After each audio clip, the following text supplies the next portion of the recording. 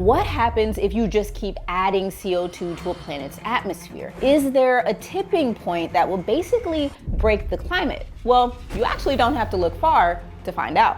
If you plotted the surface temperature of every planet in our solar system, you'd probably expect to see something roughly like this, with the temperature gradually going down the further you get from the sun, which is pretty much what we see, with one notable exception. Venus is a huge outlier, but it hasn't always been. Scientists think Venus may once have been a lot like Earth, with water oceans, a much milder climate, but something pushed it past a tipping point. The greenhouse effect ran away, the oceans evaporated, and today it's nearly 900 degrees Fahrenheit on the surface, while Earth, its next door neighbor, became the only known place in the universe with life.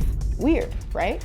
So what was that tipping point? And are there any similar tipping points like that on planet Earth? Let's find out.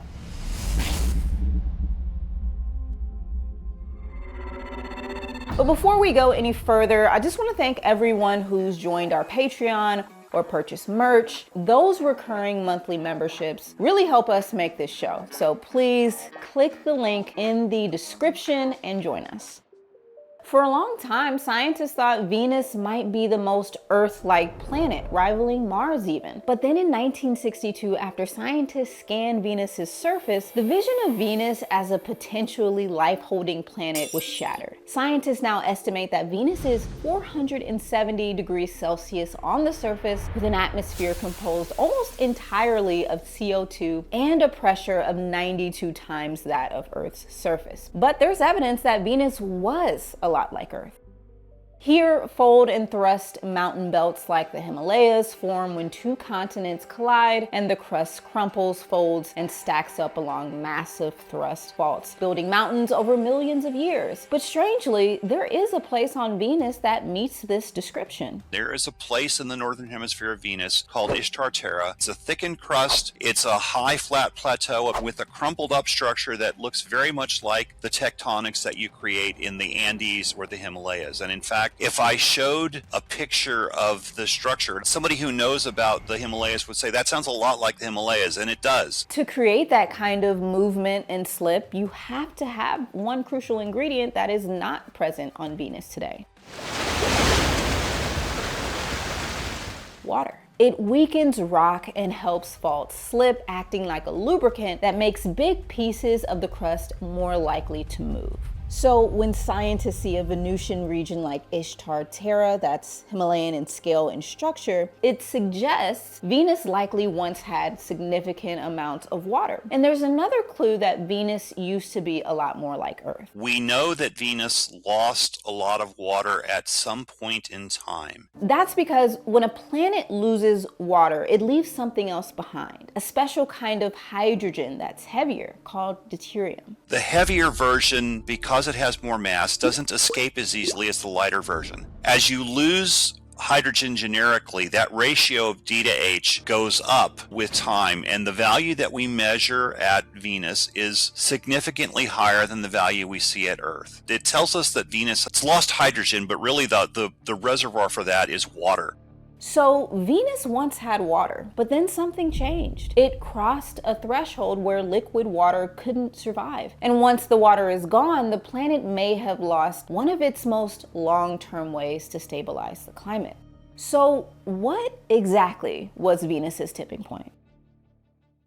Well, on Earth, the last true hothouse period was the Eocene. And one of the big drivers scientists point to is a massive volcanic pulse called a lip, or a large igneous province. We like acronyms, if you haven't figured that out. We actually made a whole episode about lips and their connection to mass extinction events, and we've got an extended interview with the scientists who helped make that link on our Patreon. But here's the short version. If normal volcanism is a steady leak of greenhouse gases like CO2, a lip is a fire hose of CO2 running for tens of thousands or even millions of years. They produce a lot of volcanism. The Deccan Traps was 1 million cubic kilometers of lava in 1 million years. That's a lot of material coming out all at once, and coming from a deeper part of the planet than the mid-ocean ridge volcanism that occurs all the time. So when we get one of these lip events, a huge amount of CO2 enters the atmosphere and the climate system has to respond. But here's the key difference between Earth and Venus. On Earth, even when CO2 spikes from a massive natural event, the planet has ways to slowly correct. Oceans that absorb carbon, rain that weathers rocks, and long-term geologic processes that can eventually pull CO2 back out of the air and lock it away.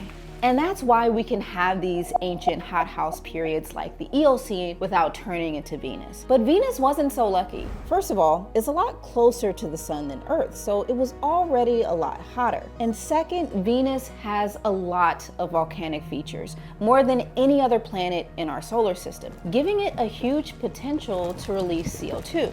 On Venus, at some point, we crossed over that threshold of 100 degrees Celsius, and now liquid water at the surface doesn't work. And without liquid water, Venus lost one of its most important climate stabilizers. No oceans, no rain, no efficient long-term way to pull CO2 back out of the atmosphere and lock it away. Once it crossed that line, the planet couldn't cool itself back down.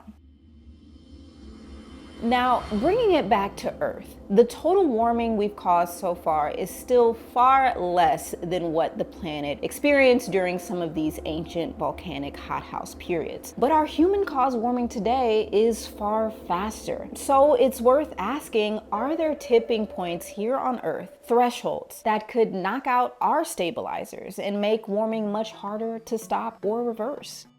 60 million years ago, we know that Earth was very warm, crocodiles living in the Arctic, and it's a bit of a mystery how Earth was that warm. You heard him right. Crocodiles in the Arctic. So the Eocene was hot, very hot. But when scientists try to model Earth's climate during that time, something weird happens. This has been kind of a puzzle of the climate community. And when we try to simulate this with our global models, we're just unable to reproduce how warm it was during this period. We need to add a lot more CO2 in our models than we think that there was reasonably. So where did the extra warmth come from? Scientists estimate there were somewhere between 1,200 and 2,000 parts per million in the atmosphere. But to recreate a frost-free, crocodile-friendly Arctic, they have to add around 4,000 parts per million to their models, which had some scientists scratching their heads.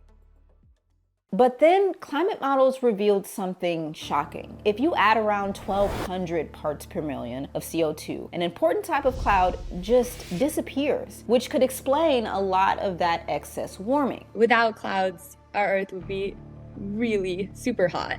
But there's one kind of cloud in particular that will cause the most of this warming. And you're probably familiar with it, especially if you live on the West Coast. It's what the people call the marine layer out here, right? It's relatively low, pretty uniform white blankets. They're there year-round, covering large ocean regions. These are stratocumulus clouds, bright, low, and unbelievably important because they act like Earth's sunscreen, reflecting sunlight back into space and keeping the surface cooler. In fact, we'd be looking at 14 degrees Fahrenheit of global warming just from losing that one cloud system. So how could greenhouse gases mess with clouds that much? It comes down to something weird about stratocumulus. They're kind of upside down. So they're in some ways driven by cooling at the top rather than heating at the bottom. Stratocumulus clouds survive because the top of the cloud deck can radiate heat out to space. But these models showed that when enough CO2 is added to the atmosphere, these clouds are no longer able to cool at the top. You might reach a point where these clouds simply can't exist. This cooling won't work anymore. And remember,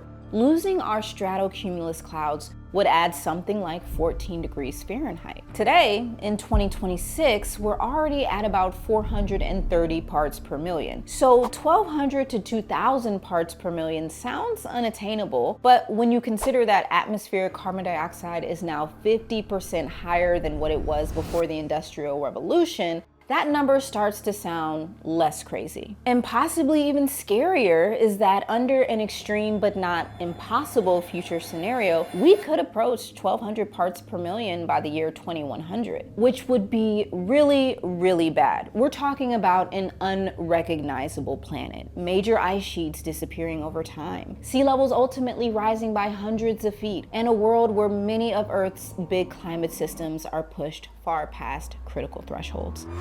So when you ask, could Earth become Venus, clouds might be one of the biggest wild cards. But the real answer to that question is a bit more complicated. In the very long run, Earth does have a Venus-like future. The sun is slowly getting brighter, and billions of years from now, that extra energy will make it harder for Earth to hang on to liquid water. But right now, a Venus-like runaway greenhouse effect is not possible on Earth. So the sun isn't pushing us towards tipping points, we are.